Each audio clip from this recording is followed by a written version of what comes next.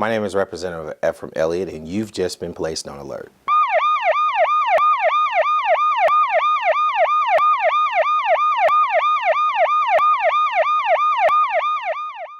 Welcome to the Elliott Alert. My guest today is the lovely Miss Jennifer Poston from Dana's house. She is the administrator of Dana's house. That is, it's housed in Dermont. Is that correct? DeWitt. DeWitt. I'm sorry. Got my D's mixed Yes. up. Well, welcome. Thanks for being on the show. And for all the viewers who may not know, can you explain to me what Dana's house is? Dana's house is a residential treatment facility for children that are in the custody of the state and have been removed from their parent or guardian due to some type of abuse or neglect. Okay. And is like Dana's house, can they stay there for like an hour, maybe 2 hours, a week, or 2 days? I mean, right. We have long-term beds, and we also have emergency beds. So some children come into care on an emergency basis and can stay in an emergency bed up to 45 days within a 6-month period anywhere in the state of Arkansas. Okay. And then we also have residential beds, and those children are in those beds for varying amounts of time depending upon what their needs are. Okay. Some kids will come in and work. We have a therapist on staff, so they'll work with the therapist through some of the issues that they might have, and then they may be placed in a foster home, or they may be able to go back to their parent or guardian. Okay. Some children are with us for a more extended period of time. We have kids that have been there 3 years sometimes, until they turn 18 and are able to either go to college or go into a trade or whatever it is they decide to do. Okay. So actually, they could actually come to Dana's house, and love the environment and do what's needed and stay there until they graduate from high school. Right, and we are, one of the things we're really proud of at Dana's house is that we have several kids with us that have been unable to maintain placement in some other places, that have been able to actually stay at Dana's house and function well and graduate and go on to college even. Wow. Okay, well now tell me, who is Jennifer Poston and how does she get involved in Dana's house? Well, I have been working with Dana's house in some form or fashion for about the past 11 years. This is my third time to be the administrator there. There's been different times when funding, we first started trying to open up and there were funding issues and things like that. And during times that I was gone, I also volunteered and did things with Dana's house. So it's really a passion that I have and something that I really enjoy doing. And you said that you've been, the program Dana's house has been around for how long? It actually has been, we've actually had a contract with the state for the past 11 years. This is our 11th year. Different volunteers began with the idea of Dana's house and trying to get it open several years before that. But before there was actually kids there to be served, it's been about 11 years. 11 years, okay. And have kids been utilizing the service for the 11 years, or has it? Did you guys start off being just a residential house, or? Well, when we began, we had 7 beds. So we housed 7 children. Okay. And then approximately 6 years ago, we moved into a larger facility. It actually used to be the old Methodist Church in DeWitt. And now we have 23 beds. Okay. So we tripled in size during that time. Wow. But we have girls and boys in our facility, and we have children anywhere from newborns up until the age of 18. Wow. How do you, how do you service a newborn? I guess that takes a lot of commitment. It does, but one of the things we're really proud of that we offer that a lot of facilities don't offer, this is just based on what caseworkers have told me, is that apparently there's not a lot of facilities that do take small children. Right. And our goal is to try to keep siblings together. Oh, okay. So when you've got siblings that have younger children, then in order to keep them together, you need to be able to take small children. And the state has recently lowered the age of which a child can be in residential care. So now a child can be in residential care at the age of 5. So they may themselves be in residential care and then have siblings that are younger. One of the other things that we do that a few facilities do is we take mothers and their children. Oh. So we may have a teen mom that has a baby. So that's the way that we get infants to care for. So if there's a teen mom that's needing residential, is it, I mean, how do you guys do that? They're awarded to you, or they're sent to you, and once you get them, I'm pretty sure you guys educate them. Right. When they stay there, do they have to go to school, or what do they have to do when they're... Well, children that come into our care, of course, like I said, are in the custody of the Department of Human Services. Okay. They are school age, so of course they're required to attend school by law. Some of our children may be working on getting their GED. Okay. Some of the moms we've had are in high school. Some of the moms we've had are getting their GED. So, but it's worked out really well. The staff just teaches them how to take care and provide for their child. We've had some moms that have gotten their GED, turned 18, left the program, gone to find stable housing and work within DeWitt, and then we're able to get their children back, because that's one of the requirements of the department, is that when that mom turns 18, she can't just leave with her child. Okay. She's got to show that she's going to be stable and be able to provide for the child before they'll give custody of that child back to her. Okay. Well, we have to go to a break, but when we come back, I want to talk a little bit more about that. Okay. Now, some action from the courts. Billie Jean King renewing her rivalry with Arthritis. First set, furious volley, and right to the net for a winner. Beautiful forehand there. Arthritis, stunned. And here, match point. Billie Jean with the ace, taking it in straight sets. Afterwards, a jubilant Billie Jean King. Tennis is a weapon for me with arthritis. There's nothing like it for me to hit a ball, run to the ball, anytime, any court. I'm ready. Let's go. What's your weapon against arthritis? Find out at fightarthritispain.org.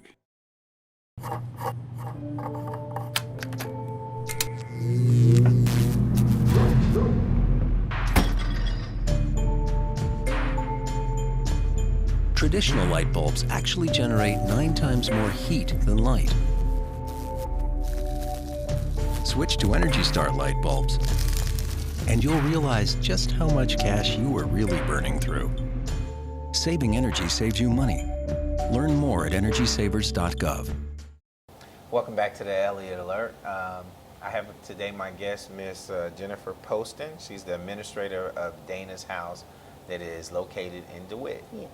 Now, I got to ask you, why DeWitt? I don't know. There were just a concerned group of citizens there that saw the need, and that there was nowhere locally to place children that were taken into care, and just through their efforts and fundraising and pushing the state to have a contract there, it developed there in DeWitt. Okay.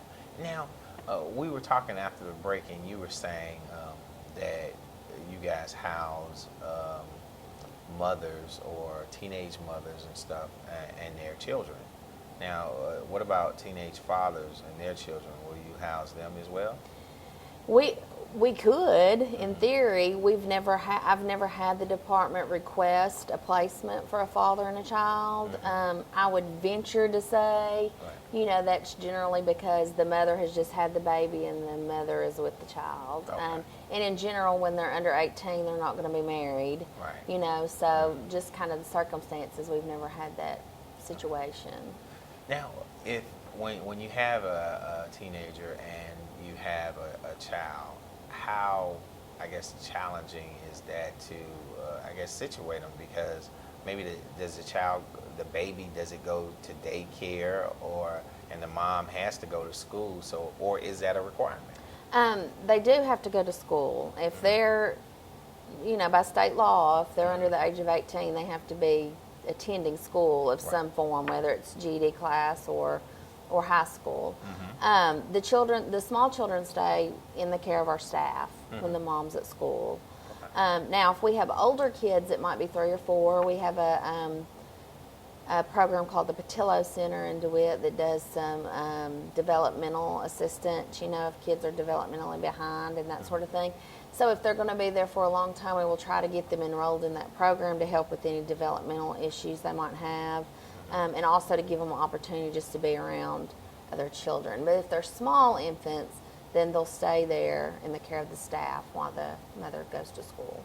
Wow, so you guys have staff that can help with small children as well as teenagers. Right. I guess, is it a shared responsibility? Yes. Or is it, okay. I didn't know if you guys just had a specific department that dealt with kids, or one that just dealt with juveniles that are a certain age, but it's a shared responsibility through the whole. Outstanding. And what are the age types of children served at Dana's house? Well, we have children all the way from newborns up until the age of 18. We've had kids come in that are 2 days old. Wow. And when I first began working at Dana's house, we hardly ever had that. But we have lots of little children now. And, I haven't necessarily read a statistic on it, but I contribute it to, drugs and them becoming more and more prevalent. How do y'all get him to sleep with 2-year-olds and 2-day-olds? Well, now our staff doesn't get sleep. We have waking staff. They're awake all the time. So it's 24 hours. It's 24 hours a day, 7 days a week. So they're there to take care of them. Is it extra to be a babysitter? I don't know. But what our staff does is they do everything that you would do as a parent. I mean, when I try to explain to somebody what their job description is going to be, it's going to be what a parent does. They're going to help teach the child morals, help teach them discipline. They're going to help give them a bath and help put them to bed. They're going to help with homework. They're going to go to a football game with them. They're going to go to an outing. They're going to go. What we have to do is role model all the things that child's parents have not role modeled for them in the environment that they've been in. So is that put under one job description, or when somebody's applying, be a parent? Or? That is it. That is your job description. So are they paid as a parent, or? Pretty close. Okay. Because man, that's a major task.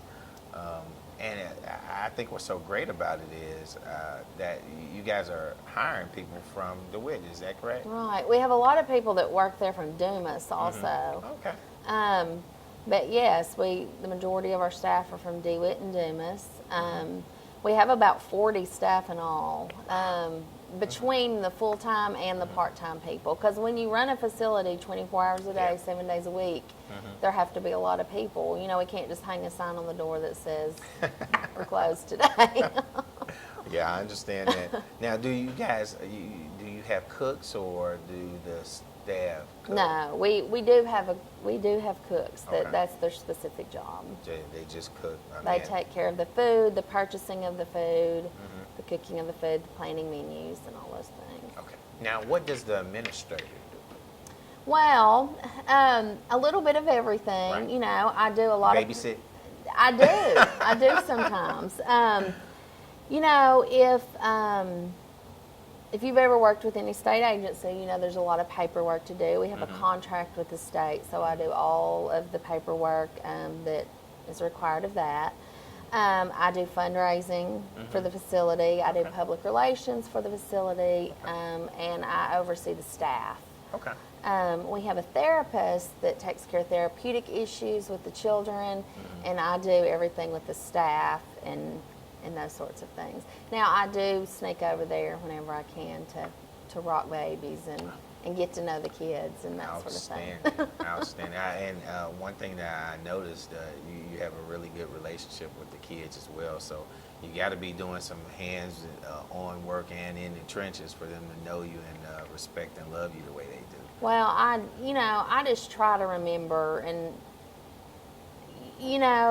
sometimes the kids at Dana's house get a bad rap. You know, people assume they're juvenile delinquents, and that's why they're there. And you know, it's nothing they've done. Right. You know, it's what's been done to them. Now, sometimes we have some issues that we need to work through because of things that have happened to them. But I try to remember, or I try to think about how I would feel as an adult if somebody came into my house and told me to put all my stuff in a garbage bag and I was going to live with a stranger at a place I'd never been before. You know, I would be horrified. Right. And I'm an adult. So for a child, you know, we just got to remember how difficult that is for them. And for a lot of them, they get moved from place to place to place. Yeah, that's true. Just when they get situated in one spot, they're moved somewhere else, so they don't have anything that's familiar to them. And so I can see, you know, why they would have some of the problems that they have to deal with.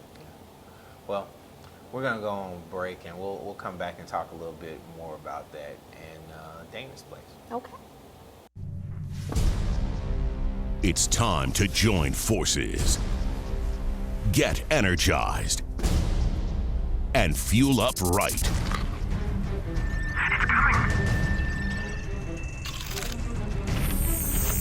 Because starting today, every kid in America has a mission.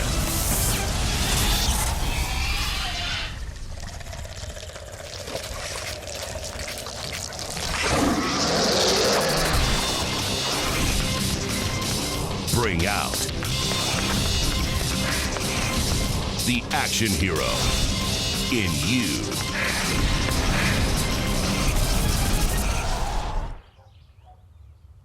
Be part of the greatest action movie ever. The first movie that puts you in the action. Show us how you train and eat like an action hero. Join in at actionheroalliance.com.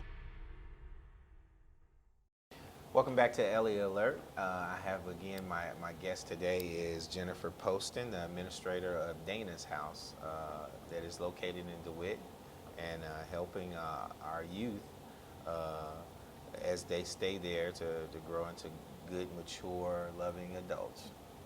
So I want to ask you now, if a person is interested in volunteering at Dana's House, what's the criteria? I mean, first of all, can they? And Sure. second of all, The only thing you have to do is be able to, of course, pass a background check. But other than that, we have lots of different things that you can do as a volunteer. We have a thrift store. When people make donations to Dana's House, the things that, as far as material donations, the things that we can use for the children, we keep. The things that we can't go into the thrift store. And the thrift store is run completely on volunteers. Okay. They sort the things, they put them out, they run that thrift store. And the thrift store makes a significant amount of money per year. And that money goes to help send the kids on outings. Oh, okay. We try to keep the kids as busy as we can. You know, I've heard people say, well, those kids do more than my children do. And that may be true, but for two reasons. One, when they sit around, they tend to get into trouble, as most kids do. And for second, the more they sit around, the more time they have to think about the situation they're in. And, you know, that can be kind of depressing. Yeah. So that thrift store is very, very helpful. We have volunteers that come in to do tutoring with the kids. We have volunteers that come in just to read books with the little kids. Volunteers that come in and help, you know, give babies baths, just be extra hands to help with the children. And also volunteers that are mentors to the kids. And that's really, you know, one of the most important things. To me, if a child can find one person that they feel like really cares about them, they can be successful. It's the kids that can't connect with anyone that have, you know, are less likely to be successful. They've got to have somebody that they know cares about them. Now, if I decided, okay, I want to be a volunteer, I just walk up to the door and knock on the door and say, look, I want to be a volunteer, and I can start working with kids? Well, you would have to fill out paperwork, Okay. And you have to have background checks, Okay. and we have to basically fill out the same paperwork that we would for an employee. That's a requirement of the state. And then we'll talk about what it is that you might be interested in doing and find a place that you can help out. Okay. Sounds good. Now, let's say I didn't have time to volunteer, but I wanted to give a donation. How would I give a donation to Dana's house? Well, monetary donations are always useful and accepted at any time. Our address, our mailing address is P.O. Box 138, and that's in DeWitt. And people send donations there all the time. People even send donations maybe if someone's passed away, you know, as a memorial to someone or something of that nature. And I'll tell you, you know, we have a contract with the state, and that's our primary source of funding. But we are paid on a daily rate. Right. But we are paid the same daily rate that we were paid 11 years ago when we started. So when you think about you guys haven't gotten an increase in 11 years. Right. So we're still operating on the same funding that we operated on 11 years ago. Wow. And you know how much gas has increased, Yes. milk has increased, diapers Yes. have increased. So, you know, we really look to people that will help make monetary donations. We do fundraising and those sorts of things that help tremendously. Okay. Well, those are some great things. And a person who actually wanted to send a check to you guys, what address would they use? The one I just gave it, P.O. Box 138. Okay. And all those donations, of course, are tax deductible as well. Tax deductible, so Yes. you can send your resources and also receive a tax credit back Right. by helping our kids. That's right. Outstanding. Now, let me ask you. You said that Dana's house has been in operation for 11 years. What is your future for Dana? What is the future for Dana's house, and what do you see the Dana's house going? What, you know, if I had unlimited resources, what we really need to do to expand is be able to offer independent living, more independent living services, and more aftercare services for our children. Okay. It's been just recently that we've begun to have a group of boys in the past 3 years that have graduated while they were at Dana's house and gone on to college or technical school or whatever. And in that time, I have seen the need to have more independent living skills. You know, Yes. when you live at a place like Dana's house, it's great, but you don't go shopping with your mom, and Right. nobody is, you know, you're not washing your clothes. They're just things that they need to know, realistic things to help them survive. Right. And also just aftercare and staying on top of them. I have a couple of boys I'm working with now, and it's almost a full-time job for me to keep up with them. Right. And that's because that's what you do as a mama. You know, when your child goes to college, you're not just done with them. Right. Exactly. You know, I think there may even be more work Right. then, because that's when they're not there with you every minute. You don't know what they're doing, so it takes even more work. So independent living and aftercare is where I hope we can grow in the future, so that when our kids leave, they leave and they are on solid ground. Because, you know, I've told them, people forget that college, for instance, is for real. Yeah. You know, Yeah. you either go there and you do well and you can get a good job and live a decent life, or you don't, and Right. you could possibly have to struggle for the rest of your life. So I really want them to be able to be successful once they leave. And those programs that you were just referring will help build that, so that they'll be able to be stable, which in the long run will help the state as Right. well.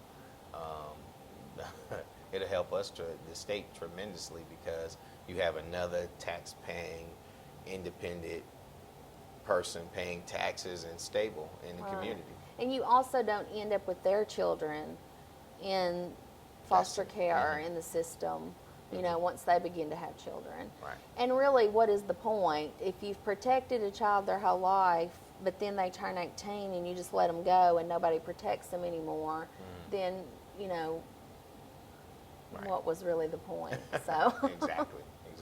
Well, I want to thank you for coming on to the show, and I want to let you know that you have just been placed on alert. Well, thank you. All right.